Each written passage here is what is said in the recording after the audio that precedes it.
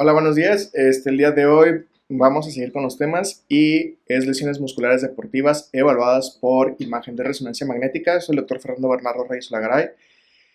Tengo la especialidad de imagenología diagnóstica y terapéutica realizada en el Hospital de Especialidades Centro Médico Nacional Siglo XXI y tengo la alta especialidad de resonancia magnética que realicé en el Hospital de Médica Sur y actualmente soy adscrito de Médica Sur en el turno vespertino en el Departamento de Resonancia Magnética.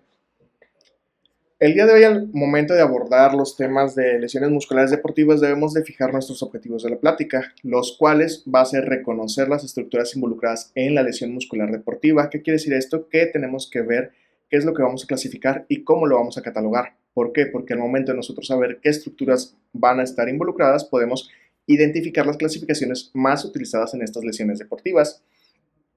De igual forma, hay que detallar un poco los protocolos que se están utilizando para la evaluación de estas lesiones y poder así tener una mejor evaluación de la misma y por lo pronto también tener una mejor evolución de los jugadores o de los atletas que vayan con nosotros. También otro de los objetivos va a ser el describir los grados de las lesiones y el involucro que se tienen dependiendo de cómo se presentan. A manera de introducción, en diversas revisiones bibliográficas toman como base la histología, anatomía y biomecánica. ¿Por qué? Porque desde la base histológica es cómo está formada la fibra muscular. A partir de ahí nosotros vamos a tener la unión y cómo seguir formando la región muscular hasta formar toda la estructura que nos va a generar la biomecánica del movimiento y que por lo tanto puede tender a lesionarse dependiendo de los tipos de actividades que realicen.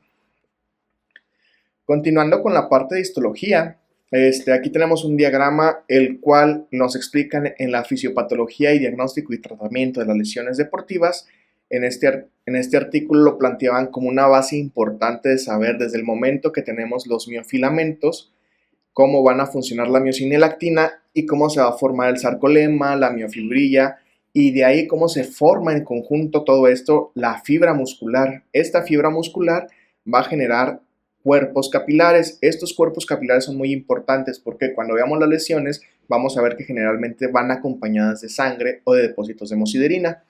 Después de esto forma algo más fuerte que es el fascículo muscular y después estos fascículos van a estar envueltos por endomisio y por último estos fascículos forman la fibra muscular que está cubierta por todo lo que es el epimisio y está recubierta por las fascias.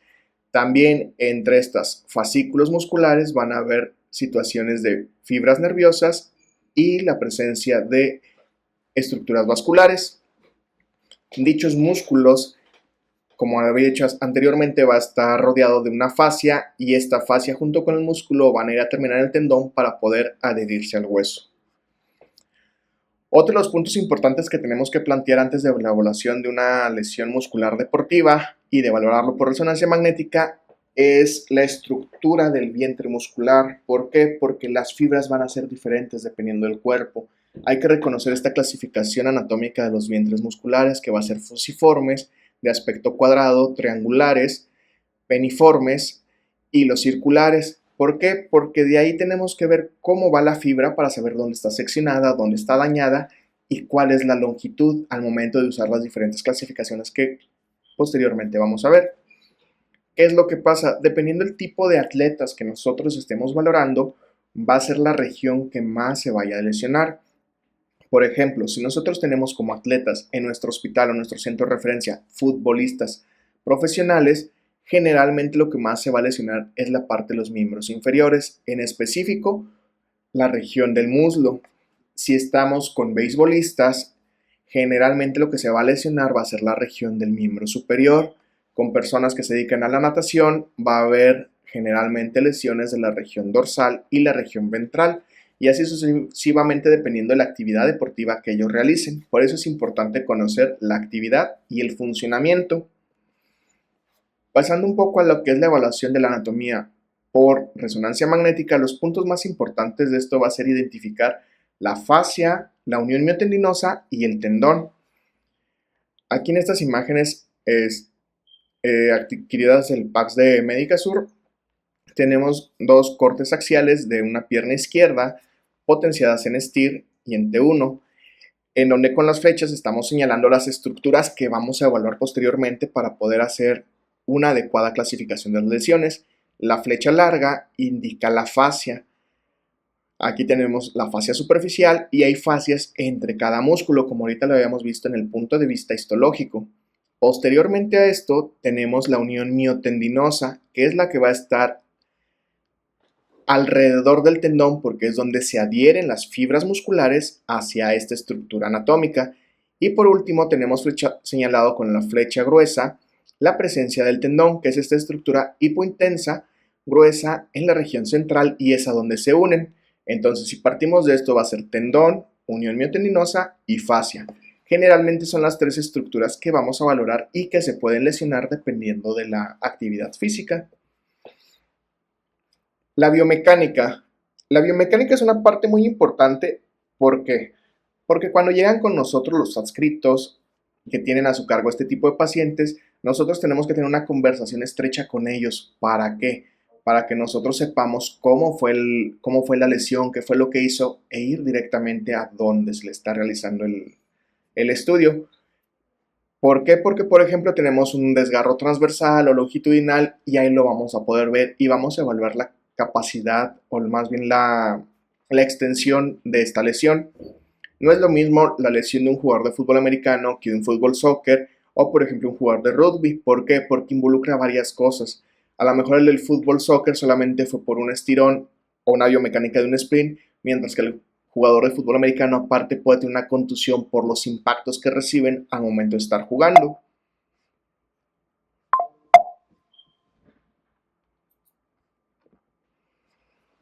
Asimismo, la biomecánica también vamos a tomar en cuenta las personas que son o realizan otro tipo de actividad deportiva, como los de artes marciales o las personas que se dedican al atletismo. Porque en las personas que se dedican al atletismo tenemos una fuerza de tracción muy fuerte. Ellos hacen un sprint de carga en donde arrancan de cero a su máxima velocidad y generan un estiramiento y un acortamiento de las fibras musculares en cuestión de segundos. Esto genera una contracción que puede desencadenar una lesión muscular si no están bien preparados.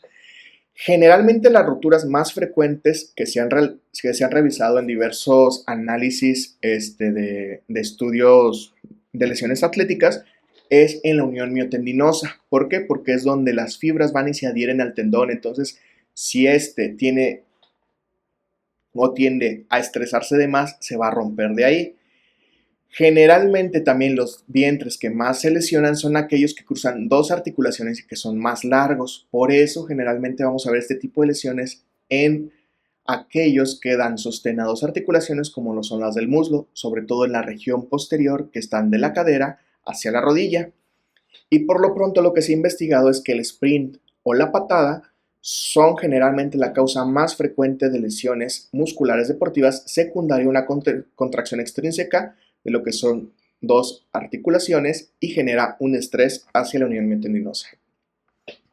Ahora bien, ya hablando de la fisiopatología de la lesión, cuando la tenemos tres fases que son muy importantes y que vamos a empezar a valorar por resonancia magnética, que es la fase 1, la fase 2 y la fase 3. La fase 1 nos habla de la destrucción de la fibra. Como ya hemos visto en la diapositiva de la parte histológica, tenemos la fibra, tenemos las regiones capilares, la unión neuromuscular, la región miotendinosa, la fibra y el tendón, ¿de acuerdo? Partiendo de esto tenemos un daño, tenemos la lesión en donde se rompe la fibra, puede ser pequeño, puede ser grande, pero a partir de aquí hay una respuesta inflamatoria. Esta respuesta inflamatoria, ¿cómo se comporta? Con extravasación de líquido. Esta extravasación de líquido va a ir acompañada de depósitos de hemosiderina secundario a que hay capilares que discurren por esta fibra y generan ciertos hematomas con el líquido que se ha descrito.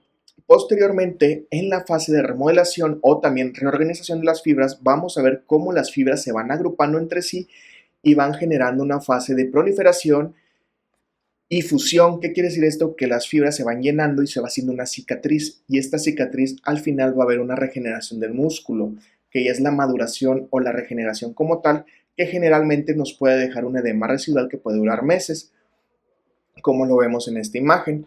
Tenemos la fibra muscular aquí nos están señalando en este diagrama la presencia de la estructura del paquete vasculonervioso. Hay una lesión, por lo tanto, esta es una lesión aguda de la región miofacial y esto que nos representan como una fase crónica, podemos hablar que es el edema residual que queda y la fase de cicatrización. Generalmente cuando hay una lesión muy fuerte en los músculos va a quedar huella.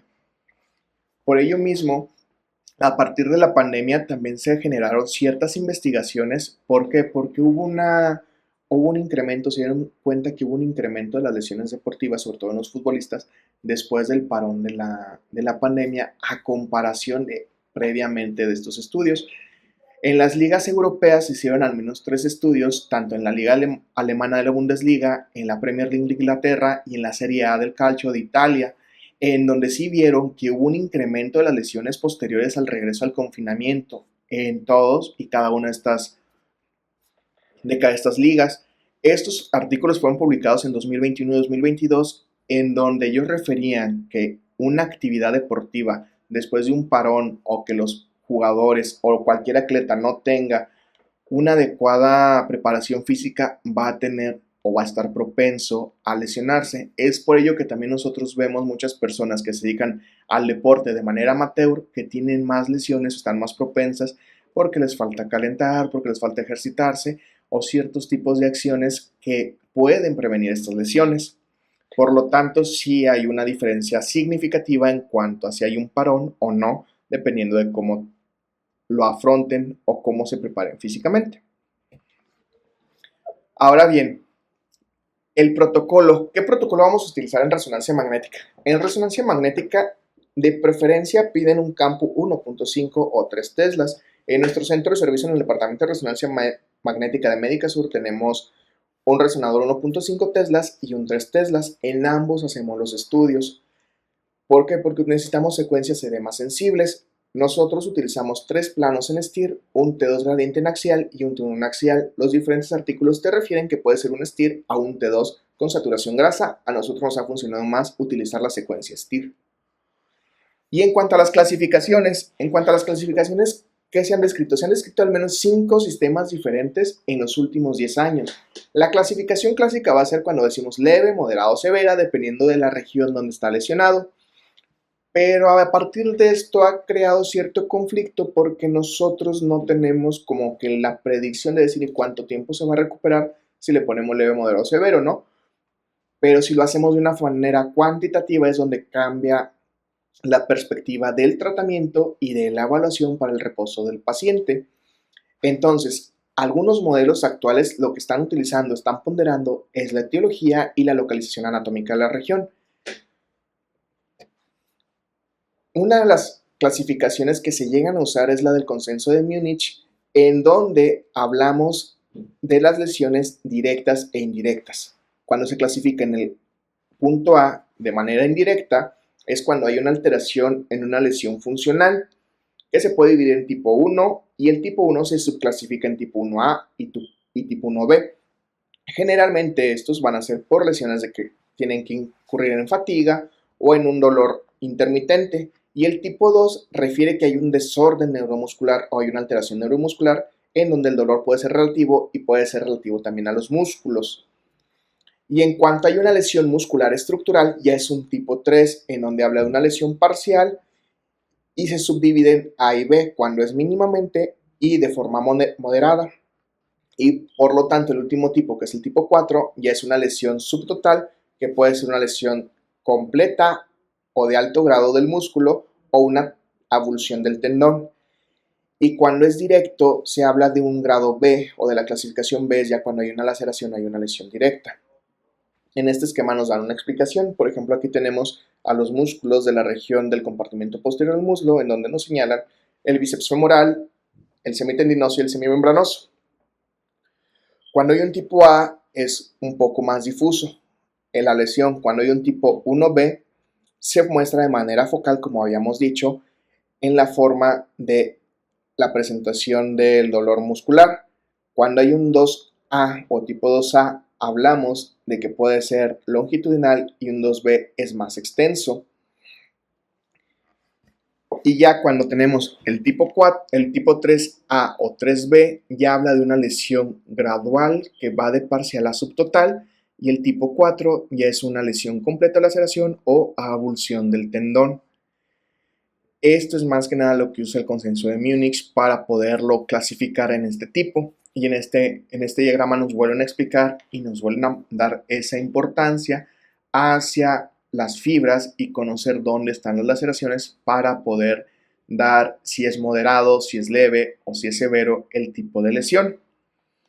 Pero por lo pronto con la que más vamos a abordar va a ser con la clasificación británica de lesiones deportivas musculares, porque es la que nosotros más utilizamos en nuestro centro, es con la que evaluamos a nuestros pacientes, a nuestros atletas profesionales, en cómo se están realizando.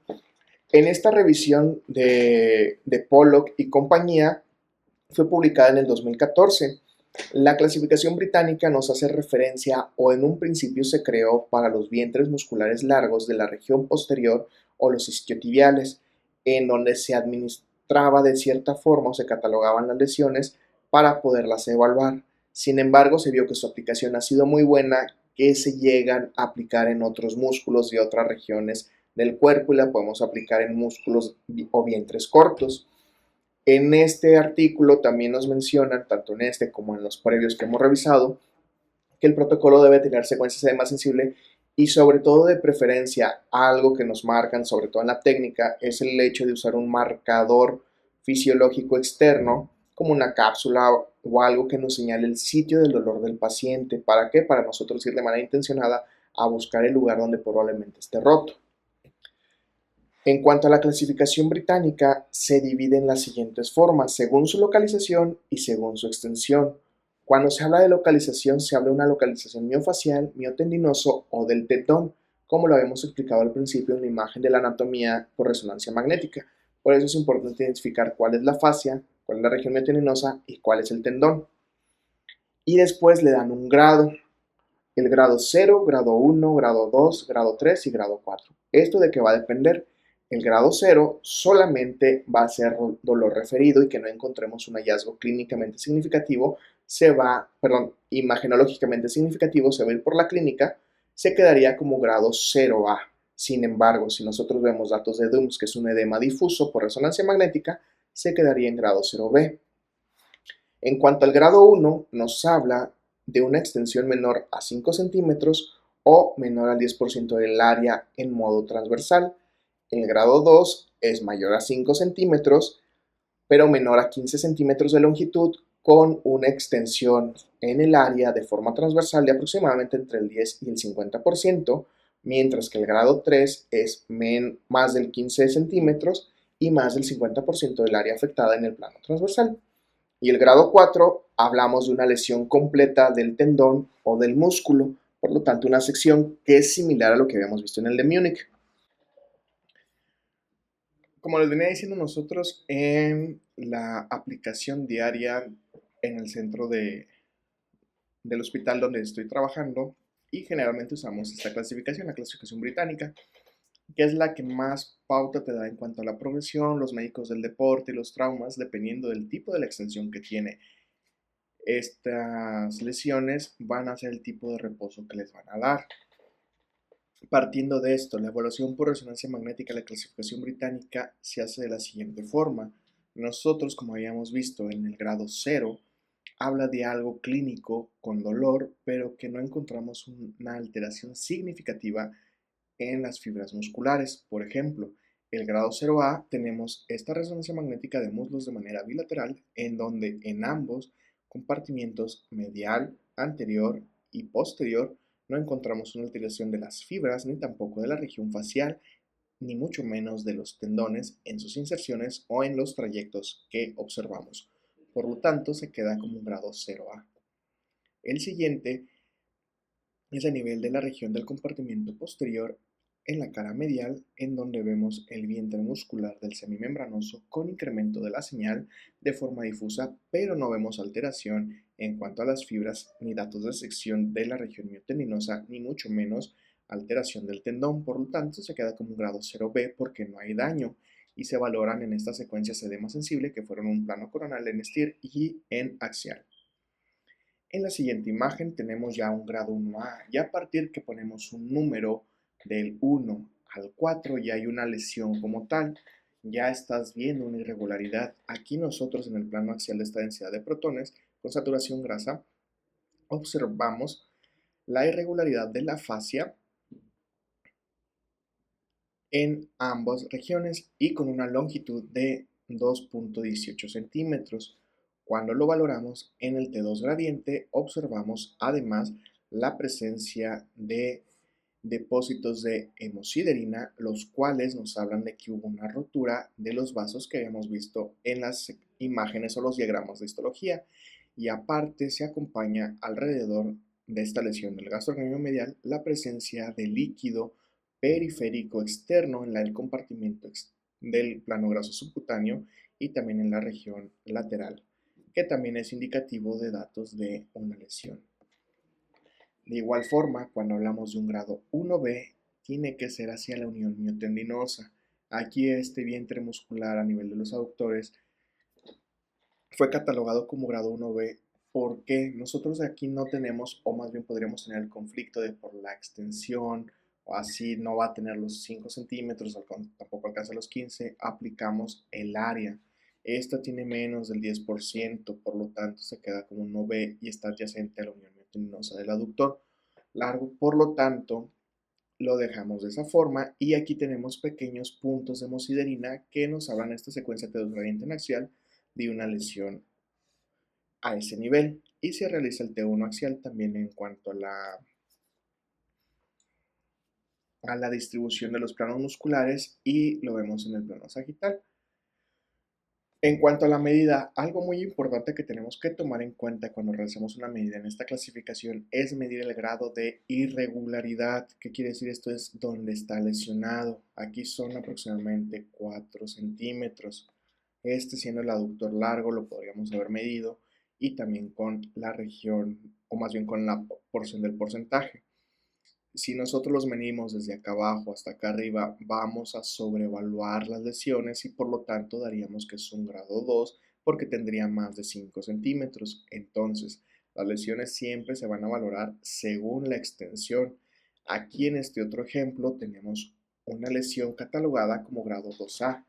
Esta lesión grado 2A la vamos a ver en diferentes planos. Tenemos el plano axial en T2 gradiente, el T1, las secuencias en STIR y los planos coronal y sagital en STIR. Aquí, ¿qué es lo importante? Primero, que pusimos el marcador como lo dictan los artículos. ¿Para qué? Para nosotros ir de manera dirigida a dónde se encuentra la lesión.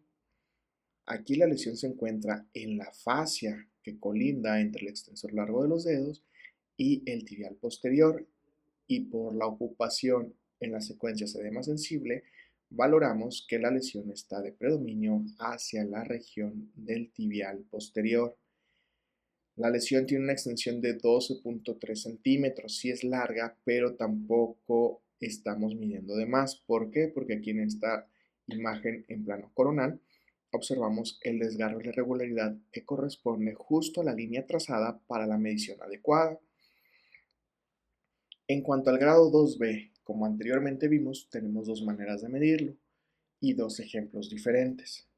Aquí vamos a poner un ejemplo en cuanto a la región miotendinosa de los isquiotibiales a nivel del bíceps femoral, que es un músculo largo, y a nivel de la inserción distal del obturador externo, que es un músculo corto.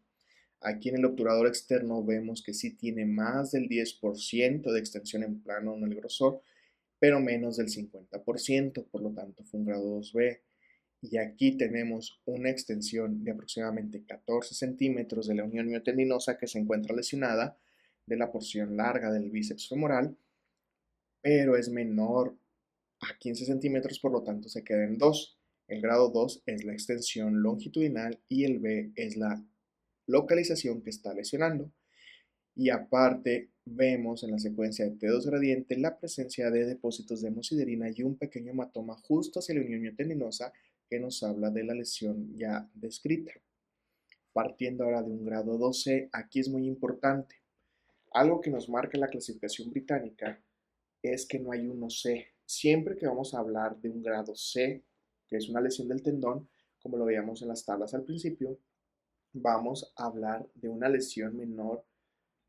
Por más que sea menor a 5 centímetros, no la podemos clasificar como 1, siendo el tendón se va directo a 2C. Hay 3C y 4C, ¿de acuerdo? Entonces, partiendo de esto, aquí tenemos que ir siguiendo el tendón en toda su extensión.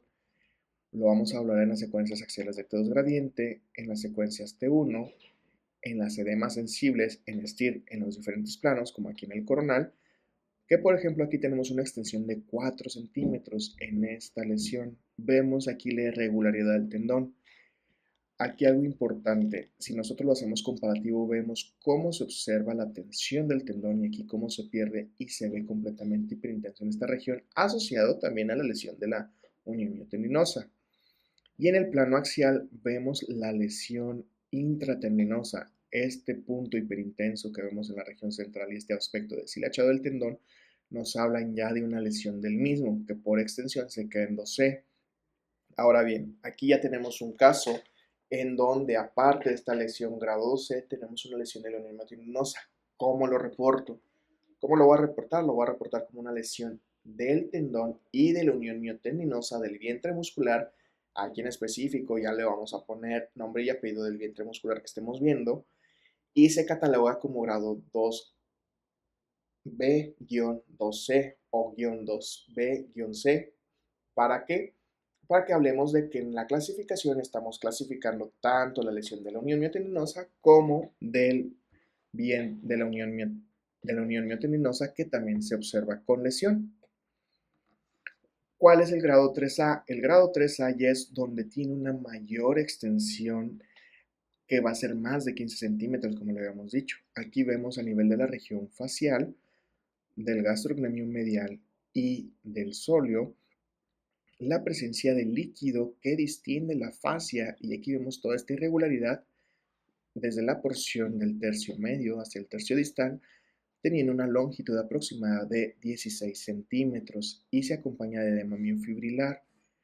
Otro de los datos importantes que nos hablan de una lesión miotendinosa o miofacial o de diverso alteración es este patrón emplumado que es característico. Las fibras se empiezan a rellenar de líquido y por lo tanto habla de un signo en patrón emplumado que es como clásico de encontrarlo en este tipo de lesiones. Entonces, por lo tanto, también es importante que en nuestra descripción valoremos el hecho de dejar el edema miofibrilar como patrón emplumado. Aquí vemos otro ejemplo en esta lesión del tendón. También la presencia, junto con la lesión de la unión miotendinosa, ya hablada del signo en emplumado. Y aquí tenemos solamente edema miofibrilar que se introduce hacia estas fibras del vientre muscular secundario a la lesión de la fascia. Aquí igual también tenemos pequeños restos laminares de hemosiderina. Y el grado 3B. El grado 3B es una extensión también de más de 15 centímetros, en donde en este caso tenemos una extensión de aproximadamente 22 centímetros en plano coronal valorado y también con acentuado edema miofibrilar y líquido que se colecciona de forma laminar de manera periférica a la unión miotendinosa. Esta lesión nos dio una longitud aproximada de 22 centímetros y también va acompañada de depósitos de hemosiderina y acentuado edema hacia la región distal. Otro de los datos que tenemos que hacer en nuestros reportes es catalogar estas colecciones perifaciales, se miden y también en la progresión de los estudios vamos a dar cuenta de cómo ha reducido esta misma colección. ¿Por qué? Porque a veces no reduce o impide que se peguen las fibras o que cicatricen y después nos llegan a generar seromas musculares. Este ya es otro ejemplo en donde ya tenemos otra lesión que ya es más grave. ¿Por qué? Porque ya tenemos una lesión del tendón grado 3. Quiere decir que ya es más extensa, 5 centímetros, y se observa la irregularidad y la alteración en todo el patrón tendinoso.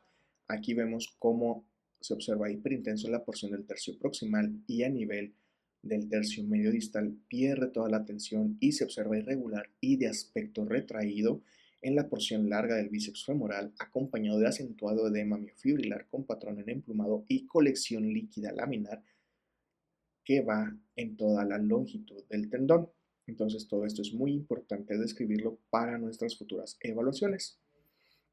Y ahora bien, el grado 4C. Aquí tenemos en estas imágenes en STIR y en el video la presencia de una alteración y una avulsión del tendón del recto femoral acompañado de depósitos de hemosiderina con líquido abundante y aspecto retraído del tendón. Por lo tanto, se cataloga como grado 4C. Aquí vemos cómo se separa y generalmente siempre hagamos lo comparativo, ¿no? O sea, si tenemos la posibilidad de tener al menos un plano comparativo, sobre todo en muslos o en piernas, nos va a servir para poder ver lo normal, entre comillas, versus de lo alterado y nos va a dar una pauta para el manejo de las mismas. Otro de los datos que también lo valoran los artículos cuando hablamos de lesiones deportivas evaluadas por resonancia magnética es la contusión. La contusión a veces, si nosotros no estamos tan acostumbrados a valorar los estudios, lo podemos dejar como desgarro. ¿Cuál es la diferencia? Se habla de la diferencia por definición de que en una contusión se observa una desorganización focal de las fibras por presencia o un antecedente de un impacto. Este además sí se puede acompañar de desgarro, no están peleados, ¿no? No quiere decir que porque no esté uno va a estar el otro, pero la importancia es identificarlo. Este como tal, sí lo podemos medir, se puede decir, pero se queda concluido como zona de contusión. Generalmente se va a ver así una zona ovoidea parcialmente definida de edema miofibrilar que condiciona irregularidad o desagrupación de las fibras de esta forma y generalmente va a estar adyacente a la región del periósteo. Este caso también de un jugador de fútbol profesional, aparte también tenía un desgarro adyacente. Por eso el comentario de que pues no está peleado, ¿no? O sea, podemos tener un desgarro miofacial o un desgarro miotendinoso y aparte la contusión, porque generalmente practican un deporte de contacto. Y otra situación importante, nosotros al dar seguimiento a los pacientes vamos a valorar esto. Tenemos el vientre muscular del recto femoral en estos planos axiales en T1 y en STIR y en plano coronal, en donde vemos irregularidad del tendón. Pero esta irregularidad no quiere decir que ahorita esté lastimado, más bien fue que estuvo lastimado y tiene una huella. Esta huella condiciona tejido fibrocicatricial en donde se agrupó y aquí caemos en la pauta de por qué es importante entender la histología, la biomecánica y la anatomía de los diversos grupos que forman estas estructuras para poder así caer en cuenta y dar algo patológico y algo no patológico. Técnicamente esto ya es una secuela de la lesión y generalmente tienen este edema periférico residual laminar que puede durar meses y no quiere decir que esté lastimado, simplemente se lo va a manejar porque es parte de la fibra y del cambio fibrocicatricial. Y en cuanto a las complicaciones de las lesiones deportivas, lo más grave generalmente van a ser los datos de denervación. Este paciente tuvo un antecedente, una ruptura de los tendones isquiotibiales, fue muy severo. Esta es una resonancia a los 2 meses de haberse lesionado porque decía que no sentía la cara posterior lateral del vientre muscular y por lo tanto tenía una lesión por denervación. Aquí la característica principal es esta hiperintensidad difusa de todas las fibras sin alguna alteración fibrilar que nos indique que tenga una lesión significativa muscular, pero sí nerviosa. Por lo tanto, también es importante describirla y valorarla. A esto que vamos. Cuando hablamos de una denervación o de los nervios, recordemos que los nervios van pegados a la fibra muscular.